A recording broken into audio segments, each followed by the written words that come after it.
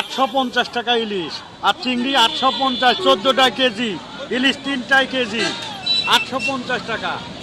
850 টাকা 3টাই কেজি, চিংড়ি 850, 3টাই KG, 14টা KG. এগুলা কি কম হবে কিছু? 800 টাকা পর্যন্ত রাখা যায়। 800? 800 টাকা। কয়টাতে 1 কেজি হবে? 3টায় 1 কেজি পার হবে। 3টা 1 কেজি। আর চিংড়ি 14টায় 1 কেজি, 850 টাকা, 800 টাকা হলে হবে। চিংড়িগুলো আসে কোথা থেকে? সাতক্ষীরার থেকে আসে। সাতক্ষীরা। আর এগুলা? এগুলো তো কুয়াকাটা, মহিপুর, আলিপুর, কুয়াকাটা। আলিপুর, মহিপুর। আপনি এগুলা কতদিন বিক্রি করেন?